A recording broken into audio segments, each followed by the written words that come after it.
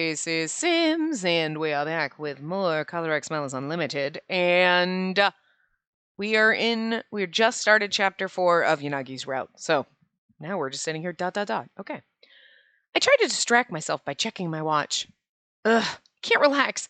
I can't just eavesdrop on them either. Oh, right, Yanagi and Kazuki were having a man-to-man conversation. Yanagi, Kazuki... I murmured, gazing off in their direction again. Beyond the door to Kazuki's bedroom, a discussion between the two of the most important people in my life was taking place that I was not privy to.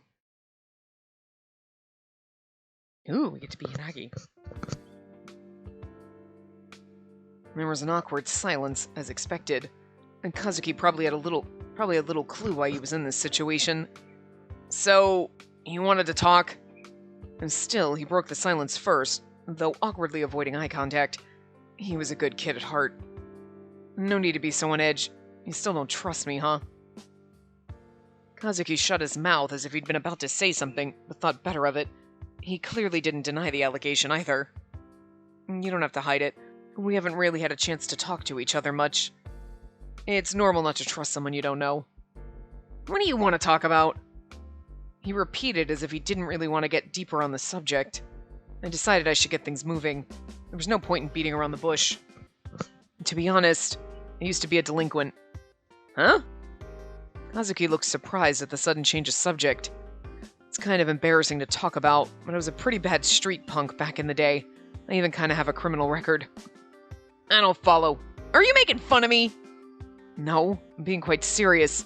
I'd like you to know more about me. So what? You want the family's blessing? Doesn't matter. My sister's in love with you, and that's her own business. It's your business, too. I intended to spend the rest of my life with her. You just want someone to intend to spend the rest of their lives with me within 4 months. It's just beautiful. It just hurts my soul a little. It does make me feel squishy inside, goddammit. Wait, you mean... Kazuki's voice trailed off in surprise, and I looked him straight in the eye.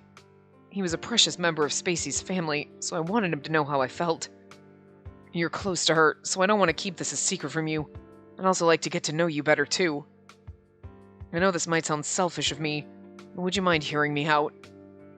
Alright. After a short silence, Kazuki nodded. Hi, buddy, what you doing? I breathed a sigh of profound relief, and Kazuki subtly leaned in closer. So what's this criminal record? Are you for real? It's real, and Spacey knows about it, too. I'd figured you'd want to keep that to yourself. Will you tell me more about it? While his expression was stern, I could detect that he was genuinely curious. Oh, now it makes sense. That's how Kazuki responded after listening to me recount my past. What makes sense? Well, you seem like a good guy, but something always seemed off about you. Mineo and Yoshinari were always going on about what a perfectionist you are. Sure, that's true, but... To me, it felt like you were trying your hardest to be perfect, and that failure wasn't an option. Like you were forcing yourself. Everyone has weird quirks, and that's normal, but I never noticed any from you, so it was... How do I put it? Repulsive. I see. But now I know why. You're self-conscious about your past, so you've been trying really hard to make up for what you've done. You're very observant. I was honestly surprised. It was the first time anyone had said that to me. Kazuki suddenly turned away in embarrassment at my genuine compliment. You probably think I'm being rude. No, it's actually something admirable. I don't do that because I want people's praise, but thank you for saying that. You're weird, man. Anyway, everyone makes mistakes. I don't have any right to judge you. So I don't care about your past. My sister doesn't mind, then it isn't a problem. Thank you. I wasn't expecting Kazuki to shun me for what happened in my past, but I was glad that he'd fully accepted me. It was clear how much he cared for his sister. Plus, I still remember what happened back then. I was really little at the time, but I'll never forget it. You mean when Spacey was kidnapped? Kazuki nodded and my heart beat faster. Even if he said he accepted me, that had to be a painful memory, particularly for her family. My sister and I were really close when we were kids. The thought of never seeing her again scared me to death, and I felt totally helpless. If it weren't for you, she might have died. Maybe it isn't politically correct in me to say this, but to me, you didn't kill someone. You saved her. Kazuki... My eyes felt hot. It couldn't have been easy for Kazuki to say that. It had only been possible for me to face and accept my past only because Spacey was fine with it. It had only been possible only because... A lot of onlys in that sentence. But she was the victim, so I expected her to agree with what I had done. I was still hung up on my past in some way. So when I heard Kazuki, a third party, say that, it felt like a massive weight had been lifted from my chest. Actually, what bothers me more is that I can't even imagine you doing all that. Huh? I was feeling moved, but then Kazuki looked straight at me, his eyes wide with an oddly intense expression. You're right, it wasn't me. I've been lying this whole time. Yanagi, no. So when you say delinquent, you mean like you dyed your hair blonde, rode a motorcycle, and carried a metal bat around? I recalled hearing what Kazuki had just said from someone else not too long ago. It was so similar that I chuckled. You really are her brother. Huh? That's exactly what Spacey said. Seriously? We imagined the exact same thing? Wow. Well, whatever. Wait, so is that actually what you did? I was a high school delinquent, but I didn't dye my hair blonde, nor did I swing a metal bat. But I did ride a motorcycle. Huh. So you're pretty into it then. Oh, that reminds me. Yoshinari said that he lived a rough life too, but he didn't have a criminal record. Yoshinari, huh? I've heard a little about him, but I think we were different. Kazuki listened with interest. I hadn't expected him to be so engrossed by the subject. I was a lone wolf that didn't act out for any specific reason, but if people wanted a fight, I gave them a fight. It's kind of funny because they're like, I mean, everybody in this game has totally randomly different colored hair. Like, fucking Shiraishi's blonde. Like, but this is like the, oh my god, you dyed your hair blonde? You were totally a delinquent. And then Shiraishi's like, bitch, what the fuck? But we're supposed to just pretend that that's normal. Like, I mean, I get it, because, like, hello. In Japan, most people have very dark hair, right? You know, so dyeing your hair blonde would be like, in America, people dyeing, like me, dyeing my hair purple or pink, right? It's not a natural color. In America, everybody's got, you could have red hair, blonde hair, brown hair, black hair, like, all sorts of different like, any fucking shade of the rainbow, basically. But, like, neon red would be like, oh, neon red, or, like, I guess it would be, like, equating people, like, oh my god, he's got neon blue hair, he's obviously a delinquent. Now it's a little more, like, everybody dyes their hair. Like, it's not, you're not special because you dye your hair, just, you dye your hair, like, whatever, you know? But, like, back in the day, like, you were in a certain quote-unquote scene if you dyed your hair, like, blue. You know what I mean? Like, not everybody was like, oh, I just dyed my hair blue because I like blue and I felt like dyeing my hair blue. Like me, I'm a natural pink.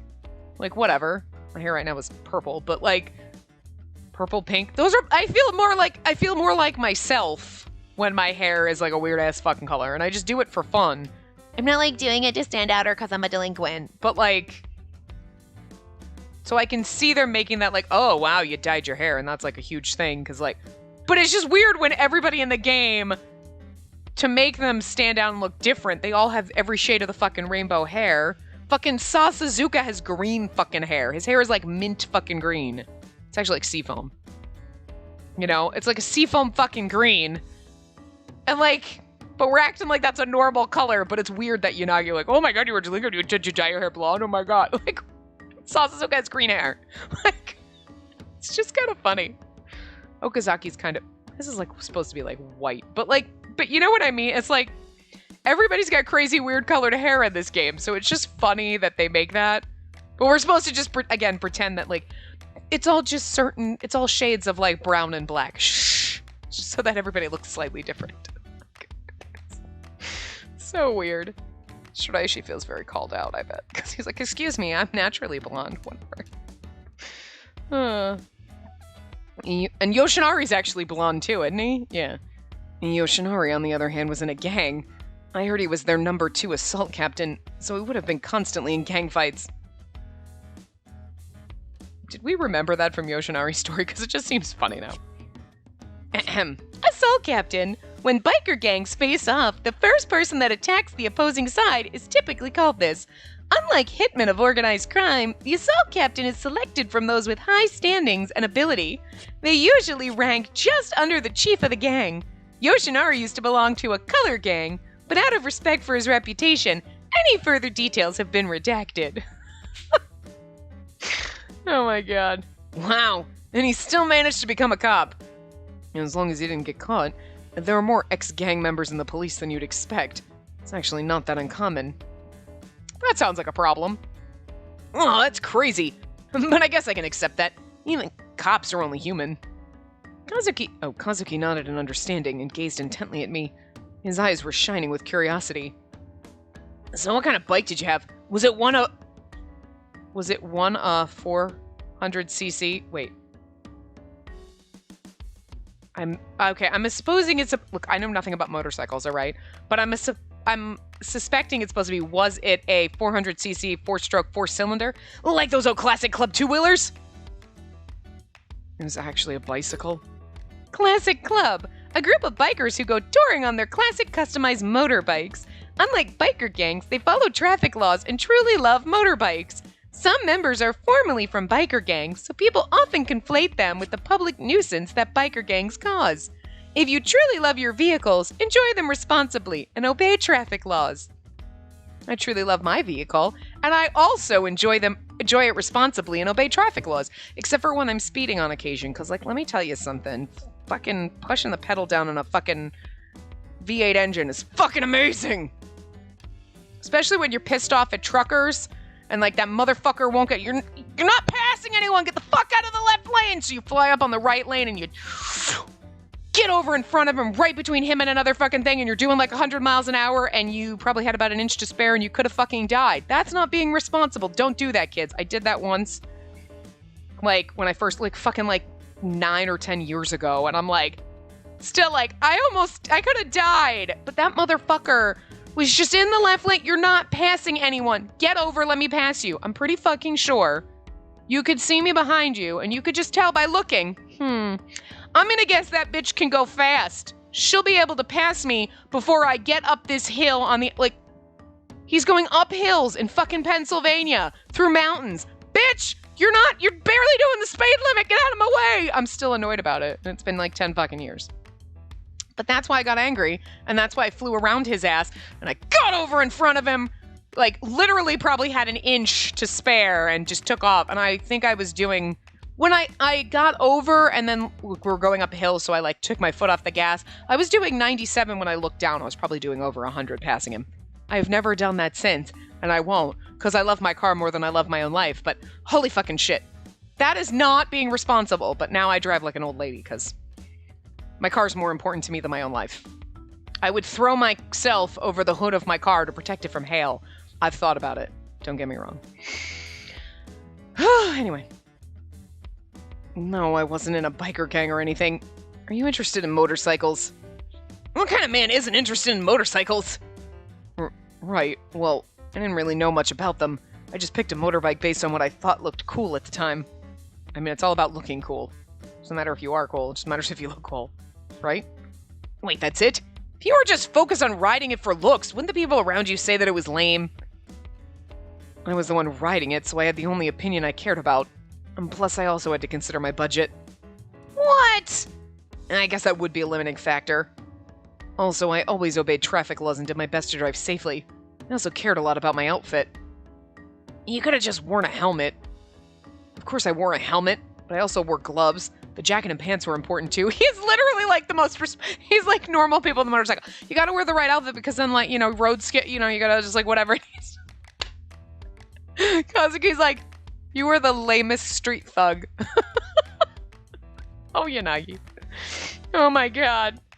All the other, like, street hooligans are like, you're kind of a nerd. Like, for some reason, it had turned into a passionate discussion about motorcycles. After a pause in the conversation, Kazuki chuckled. Man, this is so weird. You're so overprotective. Am I? I don't even have a driver's license, but you're giving me tips on safe driving and motorcycle care. It's nice of you, but it's a bit much, no? I mean, when I give people advice, it's because I want them to be safe, too. Oh my god, IG is such a fucking dad. He's so the fucking dad. That's why, you know, he's like, oh my god, I gotta text Enomoto. Be careful walking! Enomoto walks right into a pole while reading the fucking text. I thought you were just putting on an act in front of my sister. But despite your slightly flawed past, you've always been a straight-laced perfectionist. Hey, I'm not serious all the time. You're making a mistake. You're even uptight when you try to deny it. Kazuki seemed to be enjoying my reaction, but then his expression suddenly turned serious. Hey, are you gonna marry my sister? Yeah. Our parents are really annoying, you know. I've heard, but that's no reason to make me give up on her. Kazuki seemed to consider something, then continued in a determined tone. I had this thought before too, but you and Spacey are kind of similar. How so? Both fucking nerds? Before I knew anything about you, my impression was only based on what I heard from Spacey and Mineo, but you always put others above yourself. You have poor self-image, and you're so serious that you get tunnel vision. Thanks for the compliments. I wish you'd both care about yourselves a bit more, and be a bit more selfish in front of people.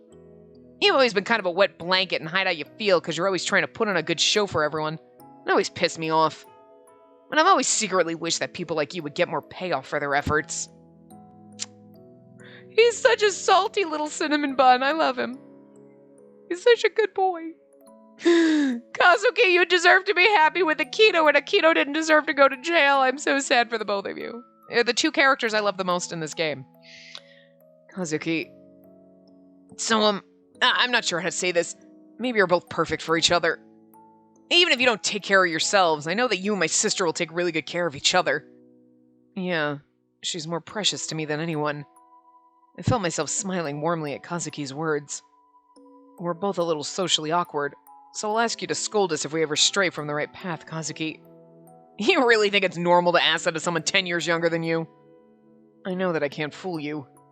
Sheesh, what a snob. See, you always got some rationalization about everything. Can't stand it. This is a case of age before beauty. Someone understood me and accepted everything about me. It made me so happy. Oh, that's us. Did everything go all right? Kazuki said he was going to the convenience store. I saw him off and asked Yanagi about their conversation. Kazuki didn't seem to be in a bad mood, so I was under the assumption that it had gone well. But that could just be my wishful thinking. I'd like to believe that he opened up to me a bit. That's good. I also discussed this with him too. And can I call your parents? Huh? My parents? Of course. Everything was so sudden, I was having trouble keeping up. I blinked a few times in surprise, causing Yanagi to smile. I've worked up the courage thanks to you. I'm not just going to keep waiting for something good to happen. Okay. Even though he was being vague, I understood how Yanagi felt. He wanted to greet my parents and get their blessing as the man who wanted to swear to spend the rest of his life with me. To take marriage from a fantasy to reality. This is like so old-fashioned and so cute, though. I love it. I picked up a rarely used landline phone and dialed my parents' home phone number. I found it odd that my fingers remembered the pattern even though I rarely called that number. I didn't exactly expect my parents to welcome Yanagi with open arms, but I didn't think that they'd reject him either. My mother and father probably didn't take much interest in my affairs at all. Hello, this is... Oh. Hello, and this is the Hoshino household. Mom, it's Spacey. Do you have a minute to talk? Well, this is sudden, but I'm not busy now. How's Kazuki? He's fine, and he stepped out right now. But I'm not calling because of Kazuki. There's someone I want to introduce you to. Hold on. Huh? There was no point in explaining further. After giving Mom minimal pretext, I handed the receiver to Yanagi. He didn't say anything and nodded to me in understanding. Your daughter just gave me the phone. Hello, Miss Hoshino. I'm sorry about this sudden call. Mrs. Hoshino. I read that wrong. Well, Yanagi's gentle voice smoothly flowed into the receiver. My name's Eiji Yanagi, and I've been dating your daughter, Spacey. I'm intent on marrying her. Aww. 514, 316 Who did we send to the hospital? I'm here. Oh, in here. Pardon me. I gingerly stepped into the building that Yanagi had guided me to. It was a spot that he'd wanted to visit together. We had arrived at a hospital room. There was a man lying on a bed next to the window. He's been here for 12 years. The man had supposedly been paralyzed for 12 years, unable to move or even speak. So he's basically... Well, is he comatose or just... Oh, it was the man who had kidnapped me as a child. I kind of knew when he's like 12 years, I was like, it's going to be that dude. He didn't actually kill anyone. He just... Oh my god. That's kind of worse. Like, the guy kidnapped you, Yanagi beat the fuck out of him, and at least if you had killed the kidnapper, you'd be like, you could get past it. Like, you know what I mean? You could find a way past it, but knowing that that person is living forever for over a decade, basically like a near vegetable, I feel like that'd be harder to deal with. I don't know. Like, for me, my choice is like, you could die today, or you could live like a vegetable for the rest of your life. Bye, take me out. Like, I don't want to live like that. Like, I mean, that's my personal choice. Some people would be like, no, I'd rather just be, I can blink to communicate and that's it, and at least I'm alive. No, I'd rather be dead. Like, rather be like, nope, I'm not going to have a quality of life at that stage, personally, so I'd rather go. But can you imagine just being like, you're weighing on your soul, not even thinking this guy might be like, oh, I'm happy I'm just alive. But you're the one that put them there. And it's selfish, but I think it might be easier to come to terms with what you did and move on if you killed someone protecting someone else than that person lives like this forever now. I don't know. It's selfish. It's totally selfish to think that way, but just be like, I don't know. This is rough, man. I've been searching for the reason that I keep visiting him. I always felt that I couldn't leave this room until I'd found that reason. But maybe that search was mistaken to begin with. That's how I feel now. Yanagi's tone and manner were calm. After questioning himself and suffering for years, he'd finally arrived at an answer. That was more important to me than anything else. I can't erase my past sins. I also don't plan on passing off my penance to someone else. It's something I have to uphold to move on from my cowardice and immaturity. I've always felt I had an obligation to watch over the rest of his life. And that's all the reason I need. Yanagi's gaze hovered over the man on the bed.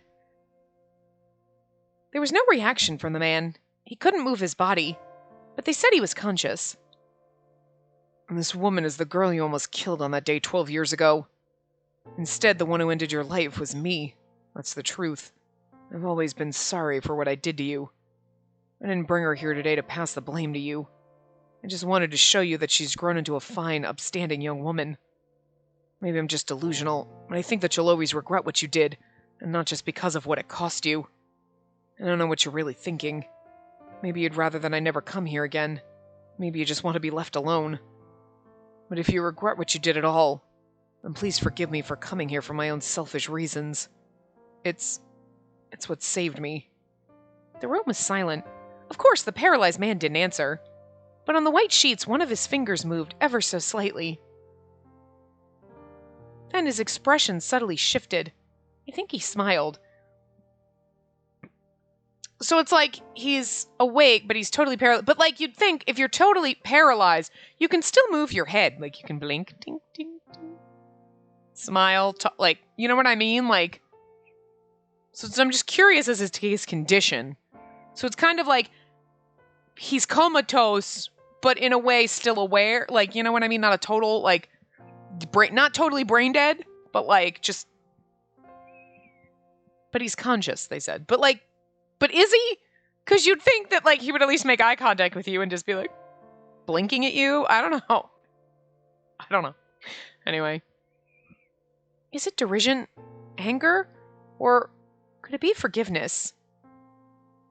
I had no way of knowing what was behind that smile, but it had surely meant something to Yanagi. Yanagi stood for a long time in front of the supine man, his head bowed.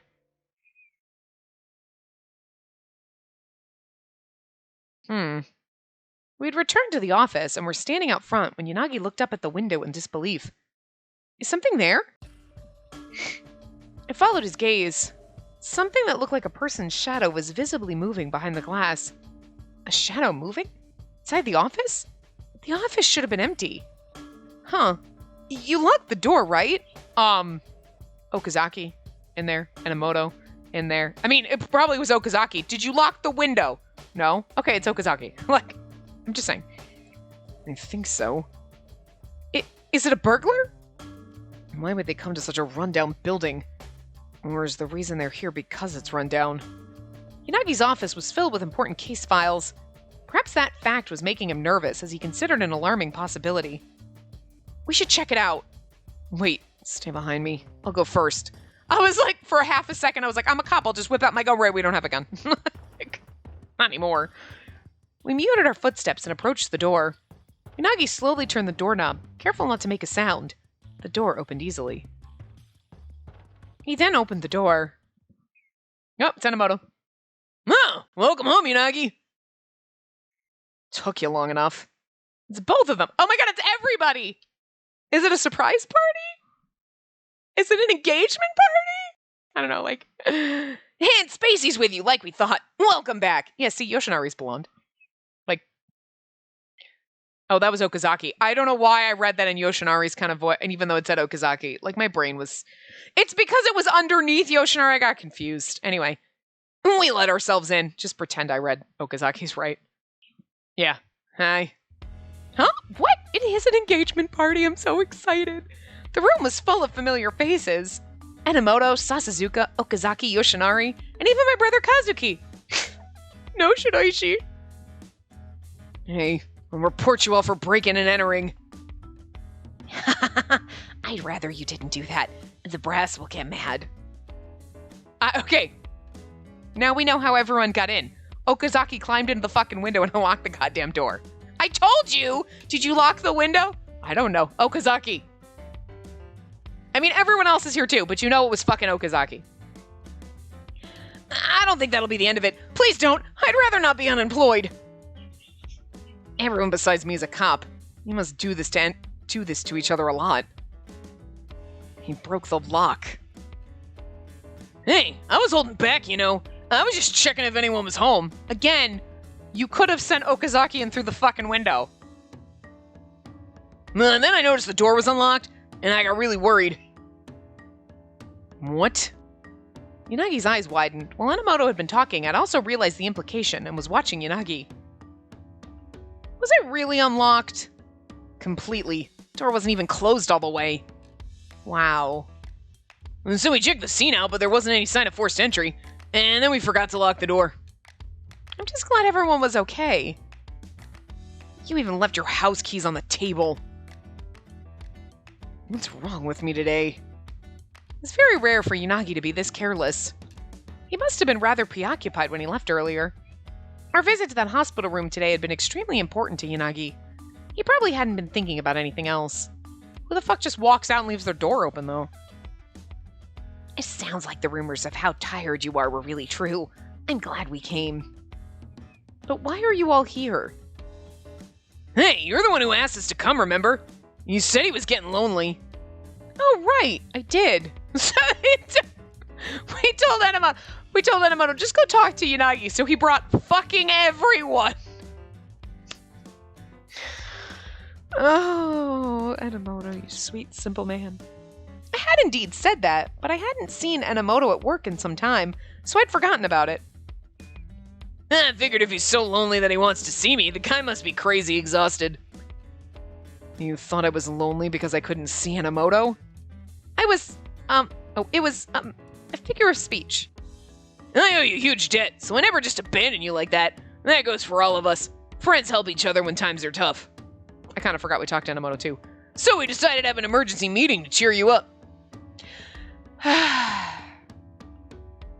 From the looks of it, he wasn't wrong. You're obviously stressed out. And the more the merrier. I was more than happy to come when Mineo called. Okazaki and I were just on the way home from work, so it was perfect timing. Immediately after work is always the best time to drink. Mineo just dragged me along saying there'd be booze. I see. I won't pretend to understand, but you just sort of forced everyone to come here, huh? Were you even listening to me? It was really hard to find a time to fit everyone's schedules. It's cold, man. Everyone? I'm sorry. Where the fuck is my cat boy? Not here. Hey, don't sweat the small stuff. Let's kick back and open some cold ones. Since we're having a party, I picked up a lot of treats at the supermarket. I'm guessing you got all the weirdest ones, didn't you? But Takeru, you only brought sweet things, right? I'd say your tastes are much weirder than mine. Now you're sounding like Yanagi. Leave me alone! he and Kazuki have kind of the same voice. Anyway, as they traded quips, I realized that the bags on the table were filled with heaps of goods from the supermarket and convenience store. Yanagi? Yeah. As the room grew more lively, Yanagi and I looked at each other and smiled. These were the reliable comrades that we'd survived X-Day with. Even now, they were still out there fighting for what they believed in every day. Just like Yanagi and I was sure that there were times that they felt nostalgic for those days, too. I guess they need to vent some stress, too. Their desire to cheer up Yanagi was genuine, but it was only half the reason they came. And the table's already set. Why not? I think we could use a little break, too. Despite his nonchalant tone, I was pretty sure that Yanagi was happy that everyone had gathered here for his sake. His eyes smiled as Enomoto pulled him over to the others. Aww! Look at the little chibis, they're so cute. Yoshinari looks like he's crying. I had seen each of them on occasion, but it was the first time in a while that we had all gathered in one place. Again, we're just forgetting Shiraishi. The conversation naturally meandered all over the place as the atmosphere grew cheerful. Oh, really? Yeah, I'm super good friends with Takeru now. We eat lunch together often. You just appear on your own! Sasuzuka and Okazaki, huh? That's a weird ship. Sure. That's a surprise, Yanagi murmured as he nodded. To be honest, I found that hard to imagine, too. Sasuzuka and Okazaki did both work at headquarters, so I supposed it wasn't too odd for them to spend their lunch breaks together. They aren't a combo you'd expect, though. Takeru can be so cold sometimes, though. He won't eat anywhere far from the office. So where do you guys eat? The work cafeteria, places like that. So you're work lunch buddies? Hearing someone say that pisses me off. Hey, we aren't only friends at work. Sometimes we hang out on our days off. Sasuzuka must be so motherfucking lonely to hang out with Okazaki. Only because you kept bugging me to help you buy a new PC. That said, Okazaki isn't so bad once you get used to him. Holy cow! Takeru's gone all soft. I'm glad to have him around. It's boring having lunch by myself. But wait, isn't Yoshinari back at HQ now? Why don't you have lunch with him? No, we're not partners at the moment. There's a bunch of new recruits coming in. Oh, you mean... Exactly. Yoshinari is in charge of training the rookies this year. Whoa. For real? Would you all stop looking at me like you think I'm incapable of that? Well, you are considered a cut above the rest of the SP, and naturally they're not just going to keep letting Yoshinari be your partner. Even you, Yanagi! That cuts deep, man! Anyway, listen to me! These rookies are giving me a headache! You don't get along? It's not just that. To join the SP, you need to meet some pretty high qualifications. But these recruits have bad attitudes. They don't listen to a damn thing people say. And now the higher-ups are pissed at me because of them. Rein them in. Like it's that easy. How exactly am I supposed to work with that? Oh, well, now you're all caught up in Yoshinari. And this is pretty much how he is all the time now. If it's stressing you out this much, it must be a pretty tough job. I bet the rookies have a tough time respecting him. He just looks too kind and gentle. His face isn't grizzled enough. Is that a compliment? Sounds like they're looking down on you. I guess you really don't seem like you'd be a hard ass, so they're taking advantage. No, Yoshinari's actually tough on the recruits, at least when it comes to physical training, but he's doing his best not to abuse them. These days, you really don't want to be accused of fur harassment. I just try to shock them a bit, like occasionally cornering someone against a wall. I understand your intent, but that kind of thing could easily get you in trouble, too. As long as I don't get caught. That said, just when I've finally gotten out from under your yoke. I never thought I'd miss working with you, sir. You're gonna make me blush. Instead of turning Okazaki to save you, why don't you get yourself a girlfriend if you're feeling lonely? Because the only girl anybody knows is dating Yanagi. Like, you're the last guy I want to hear that from. Thought you were my loner bachelor brother. Shut up. Goes for Kazuki, too. Why am I getting lumped in with this? He's like, besides, dating Akito when he gets out of jail and remembers me, maybe. Oh. No. You might be sad because you're going to be losing a sister, but there'll always be a spot on my shoulder for you to cry on. Oh my god, Enomoto. Mayo, you really should stop wasting your life and get yourself a girlfriend. Sorry if I struck a nerve. Well, if I got a girlfriend, you'd be lonely. So that's why I'm voluntarily single. You and me both, Enomoto. We keep telling ourselves that, sister. I just don't go out, so whatever. I'm jealous of your unshakable optimism. These three sure get along well. I laughed along as their conversation went in all directions. I glanced at Yanagi to see him smiling warmly. This is fun. I'd forgotten what this felt like. It's nice to have some noise here for a change. Yeah. I was happy spending time alone with Yanagi, but seeing him watch over the team with a smile was also pleasant, just in a different way. Yeah, you're like, this is how he's going to be with our kids. By the way, Spacey, did you try the shiitake cream puffs I sent? Shiitake cream puff. A new variety of cream puff that uses diced shiitake mushrooms with a custard made of shiitake stock mixed with fresh cream. Yoshinari sampled one, and after initially declaring that the world didn't need another way to eat mushrooms, he then declared that it was actually pretty decent. Okay, that does not... Okay. I don't like mushrooms, but, like, that doesn't sound as terrible as half the other snacks he comes up with. Like, that's on the, like, less crazy end of the spectrum than some of the shit that he's like, try this! You're like, the fuck is wrong with you? Like a mushroom cream puff? It's weird, but not as weird. Or I'm just getting desensitized to Okazaki's weird food. I don't know.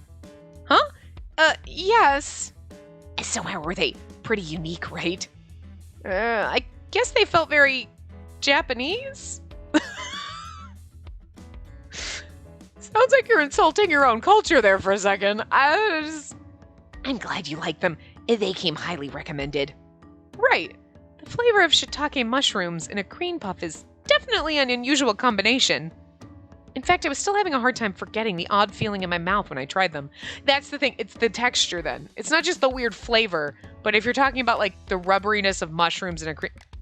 Okay. I'm gonna gag now. You made her eat those? Well, you refused to try them, Takeru, so I had Spacey give them a taste test.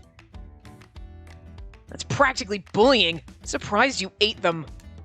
They weren't bad, but the moment I took a bite, the taste centers of my brain went haywire. Jeez, so you're the one that sent them? Don't dump that stuff off on your friends just because you don't know what to do with them. I wasn't dumping it off. I was sharing. I thought I was being nice. I wish you'd be more aware that your sense of taste is different than most people. Did you try them, Yanagi? A little. They weren't bad or good, just weird. Huh. Well, what's wrong with that?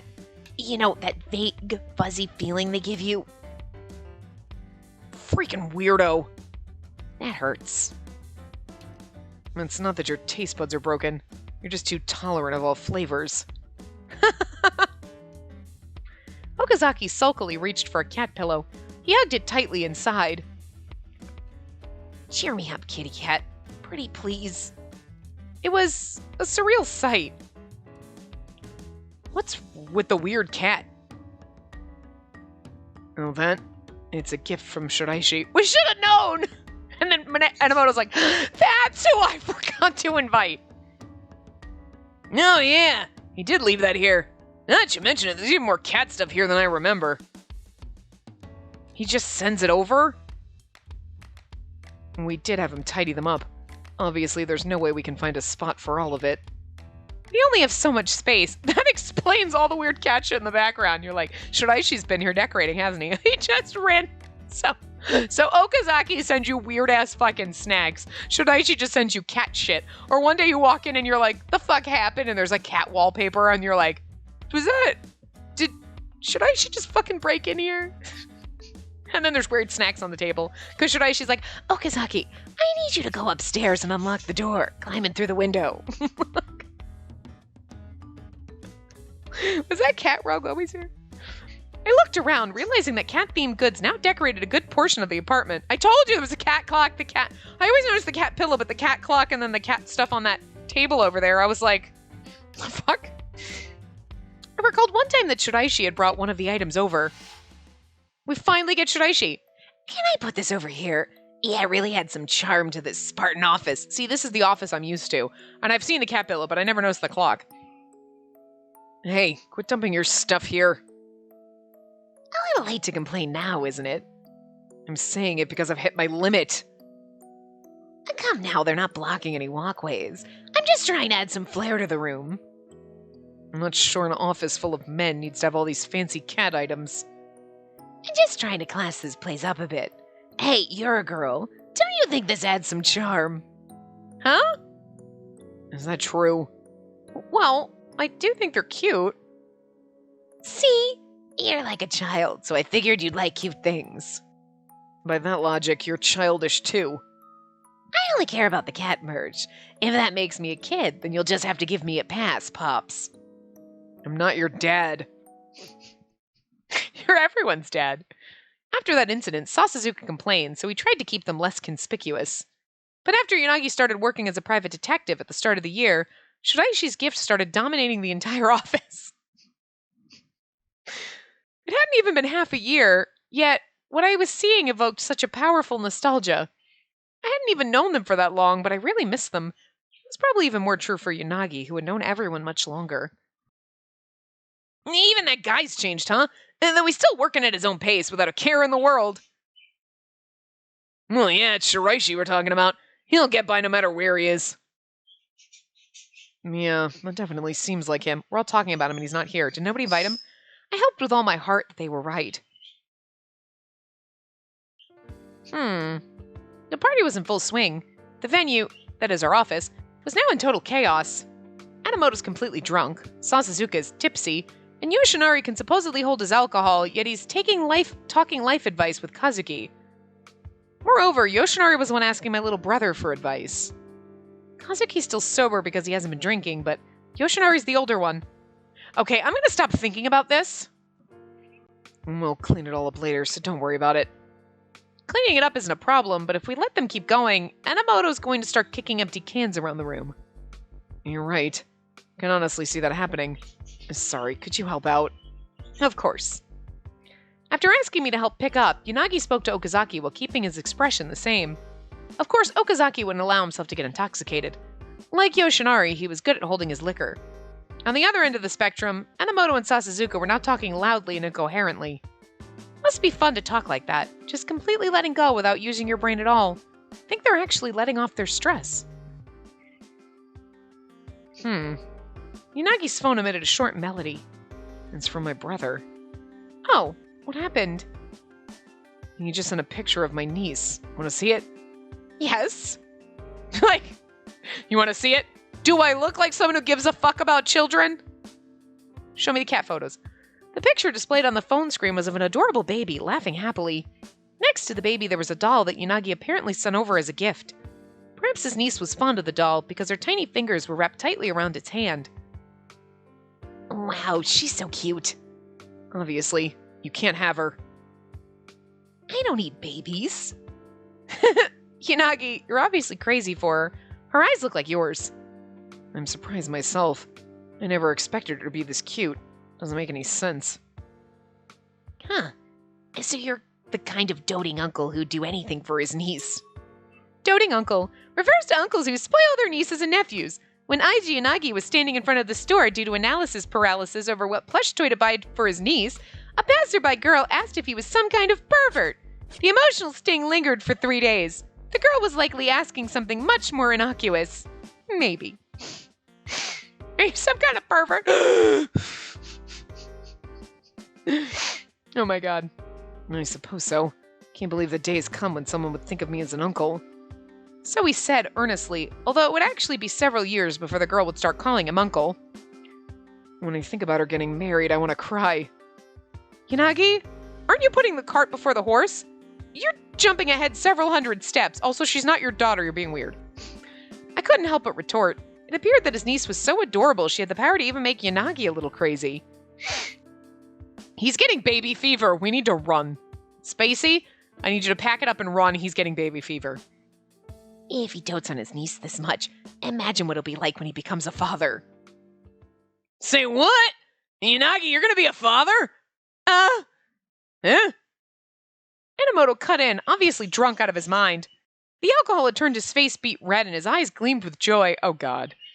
Wow, so Shino's gonna be the mom, huh? Good luck. Wait, what about getting married? When did that happen? Or did you do it before? We've done it quite often, but, you're so loud. Okazaki, give him a karate chop for me. All right, but he's just having fun, so can't I just let him be? I mean, at this rate, everyone's gonna get the wrong idea. Panicked, I looked over at Yanagi, but he was smiling warmly as if it didn't bother him at all, because now he's imagining babies! Ah, fuck, we're screwed. Oh, yeah, you guys should come to the wedding. Whoa, you two were pretty serious then. You move fast, Yanagi. Well, alright, the wedding's coming up soon then. Of course you can count on me to bring the portable shrine. You're just getting carried away, right? Miss Oshino, you're gonna be a bride already? I mean, that would be a sight to behold, too. Not yet. Not yet. Please come to the wedding. Yes, that's true. We'd love it if you came to the wedding. I decided to follow Yanagi's lead and play along as much as I could. He wasn't lying, after all. We just weren't getting married right away. Oh, sure. Wait, really? Damn. So even the stupid cat's willing to admit it. Hey, you never told me. Aren't you rushing things a bit? Sorry, I was just playing along. Okay, you can stop rubbing it in. Stop flirting so hard in front of me. Yanagi started it. How can I hear that from him and not be happy about it? Spacey, are you drunk? Nuh-uh. She's drunk. She's slurring her speech, but only when she's talking about Yanagi. That's so complicated. Must be hard for baby brother to watch. It's not like that. It's just not cool to have to watch one of my relatives flirting in front of me. Paying no heed to the outburst, Yanagi reached for my hand. Or rather, for the beer can I was clutching in it. Spacey, I think that's enough alcohol. It won't be good if you keep drinking. Aw, I've barely had any. I'll be fine. No more. I don't want the other guys making a pass at you. You're making me nervous. But you said I could drink a lot if you were around, though. Please. Only when we're alone. Okay. We seem totally sober until, like, just now. They really are in their own little world now. Just let them be. Let them do it forever. I want to go home. I feel like I shouldn't be watching this. I must have gotten drunk and embarrassed myself. Or did I? My head was all fuzzy, but I mentally apologized to everyone. Just then the doorbell rang. Oh, we'll get it! I quickly got up and went to open the door, hoping that it would deflect my embarrassing moment. The sudden movement jostled me from my buzz a bit. Who is it? Delivery! Okay, I'll get the door. I opened the door, signed where I was asked, and received the package. I wonder if they're work-related documents. Curious, I turned the envelope over. Oh. On the back of the plain, unadorned envelope was a name. Kageyuki Shiraishi. Shiraishi. Shiraishi. That's right. The whole gang's here except for Shiraishi. I missed him. You obviously didn't. You talked about him. First, you didn't even realize he was there. Then you talked about him, and you still weren't like, oh yeah, he's not here. You just now realized he wasn't here. You didn't miss him that much. I missed him.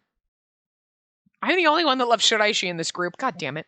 I softly touched the name with my finger, then turned the envelope back over. I walked back to the others with a surprising spring in my step. Okay, right here, she's like, Shiraishi. She's pining over him just a little bit. That's all I'm saying. She's pining over him just like I am.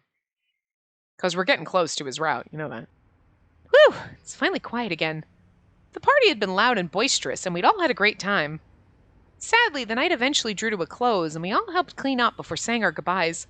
I felt a pang of loneliness in the mostly empty apartment. That got a bit rowdy, and it was a lot of fun. Yeah, I'm glad that Shiraishi seems to be doing well. Yanagi had opened the letter, checked its contents, and relayed them to the rest of us. Shiraishi didn't go to jail until his route, though, right? I mean, did we do Shiraishi's before Yanagi's? So maybe Shiraishi was in jail in Yanagi's too. Maybe that's why he's not here, because he's, like, in prison. I don't know. Shiraishi told us how he'd been and what his life was like, and how he was trying to make amends for his past. Then, that guy, I never thought he'd say something like that. The letter had closed with a final message. So, Inagi, you might find this troubling, but I consider you and I to be connected not by misfortune or convenience, but by a bond of genuine friendship. I sincerely wish you both a wonderful and happy future. Finally, thank you for treating me as a human being. That idiot. Yanagi read the letter again, his voice trembling, a pained expression on his face. I can't remember the order we did them. I know Yanagi and Shiraishi were toward the end, but maybe we did Yanagi's last and Shiraishi went to prison. So when Yanagi, Shiraishi also went to prison? I don't remember. I don't know. But because I know there was one route where Akito, nothing bad. We didn't know that Akito was evil or did bad things.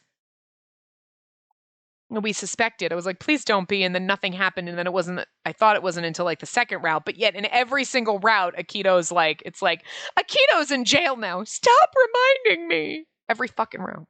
Anyway. Yanagi read the letter again, his voice trembling, a pained expression on his face. I think we read that already. I don't know. Anyway. I gently touched his arm. Oh, he's so cute. I know that there's no such thing as perfect justice. Still, because he's smiling, but there's a tear in his eye. Oh, he's so precious in this CG. The CGs are so fucking good in this game. I'm not gonna lie. I'm aware that sometimes I don't know when to give up. And I wish I could have done more for him. Yanagi, I'm guessing he is in jail.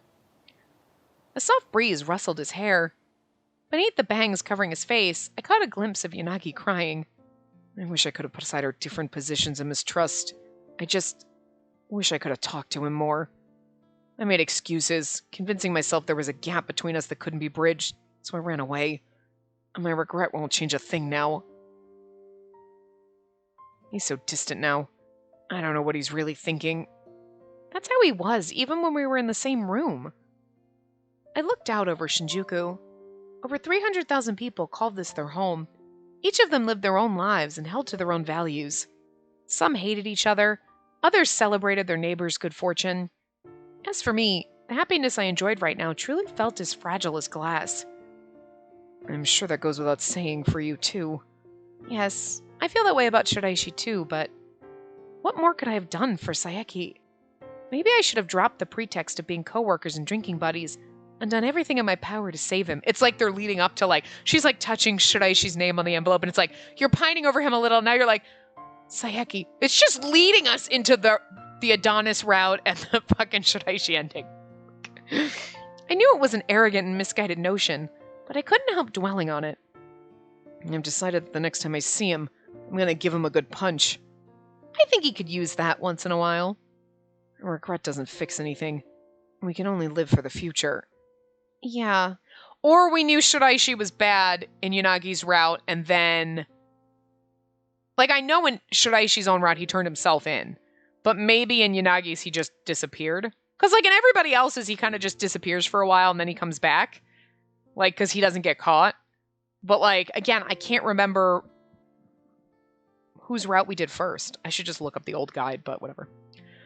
Yanagi calmed my emotions. Dwelling on the past wasn't going to help anything. Just like Yanagi, I was only standing here because I now had the determination to face tomorrow. It was the conviction to live for the future.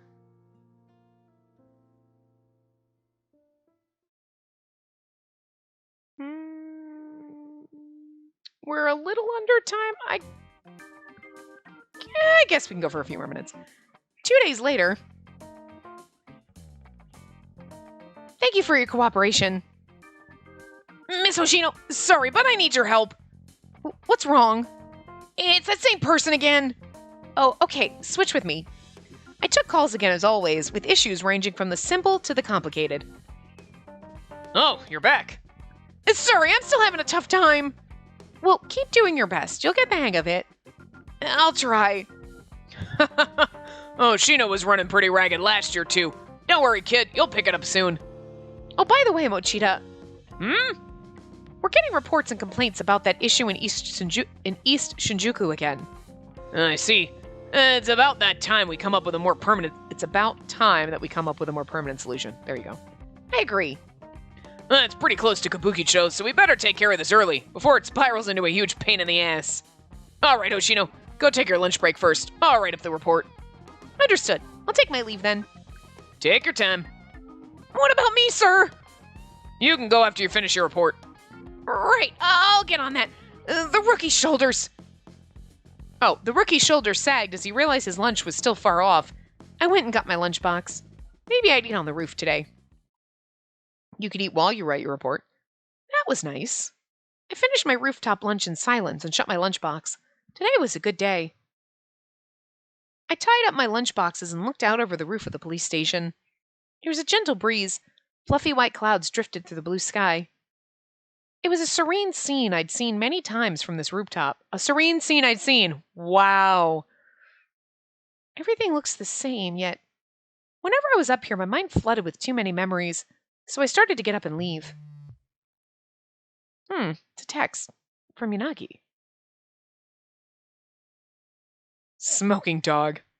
I felt myself smiling just at that fact. Maybe he'd been waiting for me to go on lunch. The timing of the message warmed my spirit. I'd answer with a cute sticker and...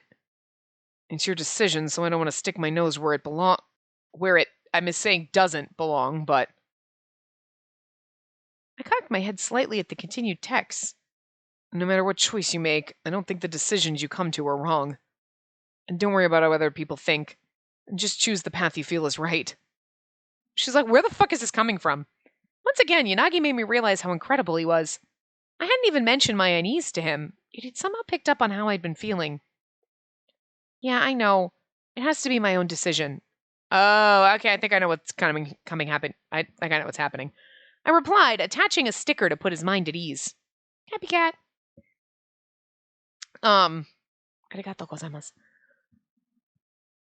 Because the last choice in this is go see him, and I'm thinking maybe it's talking about Sayaki. Because she had that, what if I, had been, she had that Sayaki moment, earlier, and now he's like, whatever you do, blah, blah, blah, and it's like, it's gonna be, she's just seeing, it's probably gonna be, I thought maybe it was about Shiraishi, but I'm thinking it's about Sayaki. Go see him in prison. That's where it's gonna be. Still smiling wryly, I put the phone back in my pocket and looked back out from the roof. Sayaki, see. Should I go meet him? I've been wrestling with the decision for a long while. Personally, it seemed like a bad idea all around. Given my position, this was going to have to go through official protocol. Maybe that's just me making excuses. To be honest, I was afraid to see him. I knew that it'd be painful, but I knew this hesitation wasn't limited to Sayaki. Life was more than just the pursuit of happiness. As Sayaki had said, there would surely be other days where I would have to deal with unfairness, sadness, or malice. It's my choice. At that time, would I take a stand or run away? Courage meant facing your fears, even when you knew you'd likely get hurt. Put another way, it might seem reckless. Many would say there was nothing wrong with trying to completely avoid pain and keep a peaceful life. Either way, I had to make a choice. So what should I do? Go see him. Don't go see him. We go see him. I'll go see him. Even if it hurt me, I wanted to face him. All right, this is the perfect place to end. So, I'm going to stop here. Yep, we're going to go. And this is where we'll see. There he is. I'm going to leave you on this. And we're going to talk to Sayaki in the next part. And I must think we should get our good ending in the next part. So, anyway, I will see you guys next time. Remember to give the video a big thumbs up and subscribe to see more.